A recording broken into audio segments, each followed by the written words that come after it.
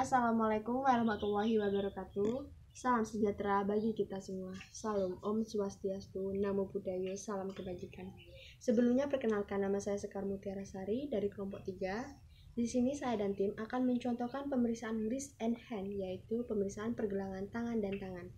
Pemeriksaan ini bertujuan untuk mengetahui adanya kelainan pada pergelangan tangan dan tangan pasien. Selanjutnya, cara pemeriksaan wrist and hand ini ada beberapa, yaitu yang pertama inspeksi, yang kedua palpasi, dan yang ketiga adalah room. Bisa menggunakan room aktif dan juga bisa menggunakan room pasif.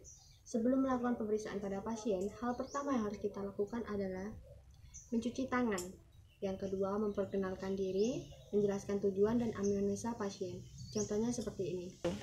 Selamat pagi Ibu, apakah benar ya Ibu Susi? Benar Sus. Baik Ibu, perkenalkan saya perawat Mutiara, saya perawat yang bertugas untuk hari ini Ibu.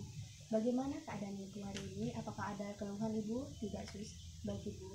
Ibu, di sini saya akan melakukan pemeriksaan wrist and hand, yaitu pemeriksaan pergelangan tangan dan tangan yang bertujuan untuk mengetahui ada atau tidaknya kelainan pada pergelangan tangan dan tangan Ibu.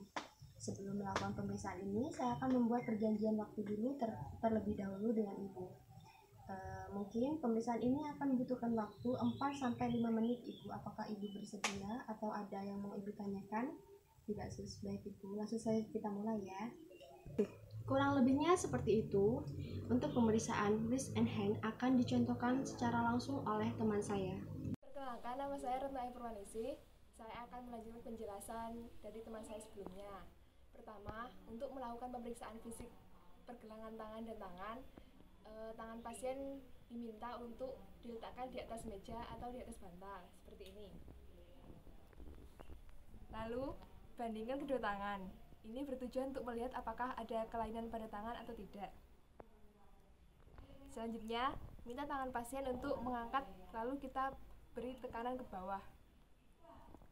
Seperti ini, dan diminta untuk pasien menahannya.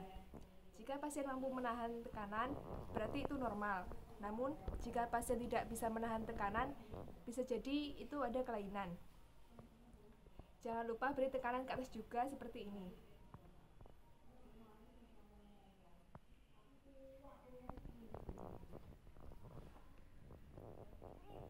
Assalamualaikum warahmatullahi wabarakatuh. Perkenalkan, nama saya Riyadi Runsyah. Di sini saya dari kelompok 3 yang akan menjelaskan tahap inspeksi pada pemeriksaan fisik wrist and hand. Nah, untuk yang pertama yang saya akan bahas adalah pengertian dari inspeksi sendiri. Nah, inspeksi itu adalah suatu tindakan yang dilakukan untuk mengamati atau melihat ada tidaknya abnormal atau kecacatan fisik pada bagian pergelangan tangan dan juga tangan. Nah, yang diinspeksi sendiri pada wrist and hand ini terdapat dua aspek, yakni aspek dorsal dan juga aspek palmar. Nah, untuk di aspek dorsal sendiri itu terdapat kuku, deformitas jari, kulit, muscle wasting, dan juga adanya gutter first web space. Yang kedua adalah aspek palmar.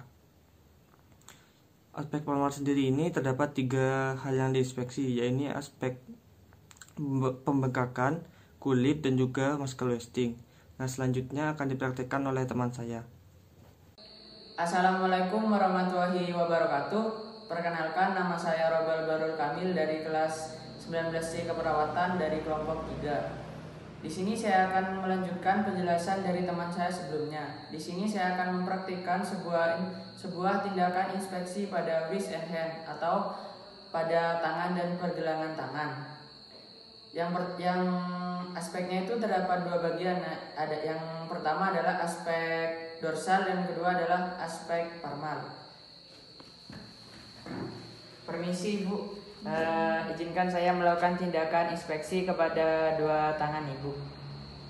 Apakah bersedia? Ya, bersedia. Yang pertama adalah aspek dorsal. Yang pertama, selalu perhatikan kulit, warna, dan tekstur dari kedua tangan pasien. Apakah terjadi pembengkakan, inflamasi, atau terjadinya perubahan bentuk, seperti yaitu deformitas jari. Deformitas jari di sini adalah misal mallet deformity, swan neck, Bortunis deformity, yaitu terjadinya pembengkokan suatu jari jemari yang tidak seperti normal. Yang kedua adalah aspek formal, tetap dilakukan kepada kedua tangan pasien. Apakah tekstur tersebut terjadi perubahan seperti muscle wasting. Assalamualaikum warahmatullahi wabarakatuh. Nama saya Neviana Enda Puspitasari, NIM 19010104 dari kelas 19 keperawatan akan menjelaskan palpasi. Palpasi adalah pemeriksaan dengan perabaan menggunakan resep proprioseptif ujung jari dan tangan. Palpasi itu memeriksa perubahan suhu, seperti menurun, suhunya meningkat, atau suhunya normal. Pemeriksaan kulit juga, dia kulit itu kering atau lembab, terus ada nyeri tekan apa enggak. Sendi-sendi di pergelangan tangan adalah radiocarpal joint, distal radioulnar joint, dan intercarpal joint. Sedangkan sendi-sendi di telapak tangan adalah metacarpophalangeal joint, proximal interphalangeal joint, dan distal interphalangeal joint. Cara-cara pemeriksaan fisik palpasi akan dilakukan atau dipraktekkan oleh teman saya setelah ini, yaitu Nabila Rafika. Terima kasih. Assalamualaikum warahmatullahi wabarakatuh. Perkenalkan, nama saya Nabila Rafika dari kelas 19C, NIM 19010100. Saya di sini akan mempraktekkan bagaimana cara palpasi pada wrist and hand. Yang pertama, tangan diletakkan di atas meja. Kemudian periksa bagian pergelangan tangan seperti ini. Kemudian dilanjutkan bagian tengah jari seperti ini. Kemudian dilanjutkan dengan jari tengah. Baik, itu saja dari saya. Terima kasih. Assalamualaikum warahmatullahi wabarakatuh. Yang selanjutnya adalah RUM. Apa sih itu RUM? RUM adalah singkatan dari Range of Motion, di mana pasien dilatih gerak persendian atau otot-otot yang dimiliki oleh klien. Di sini, RUM itu dibagi menjadi dua bagian. Yang pertama adalah RUM aktif, di mana klien menggerakkan semua sendinya dengan rentang gerak tanpa bantuan. Dan yang kedua adalah RUM pasif, di mana klien tidak dapat menggerakkan setiap sendi dengan rentang gerak. Pada selanjutnya, RUM aktif dan RUM pasif mengenai wrist and hand akan dijelaskan oleh teman saya. Saya persilakan. Sebelumnya, saya Reza Zarkasya Ditya. Saya ingin melanjutkan penjelasan teman saya yang sebelumnya mengenai ROM aktif dan pasif, yaitu wrist and hand. Yang pertama, mari kita praktekkan dengan posisi deviasi radial dengan cara tangan tegak, telapak tangan tegak, menyerong ke sebelah ibu jari, posisi deviasi radial. Selanjutnya posisi deviasi ulnar dan meranjak kepada posisi pronasi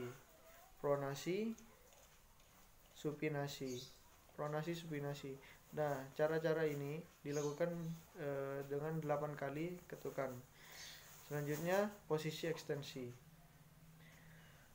dan posisi fleksi. Pada bagian selanjutnya yaitu pergerakan jari-jari tangan. Yang pertama fleksi, ekstensi, terus adduksi, dan yang terakhir yaitu dengan cara oposisi ibu jari, dengan cara ibu jari dan kelingking dipertemukan, sedangkan 3 ruas jari tetap. Baik, terima kasih. Sekian. Assalamualaikum warahmatullahi wabarakatuh.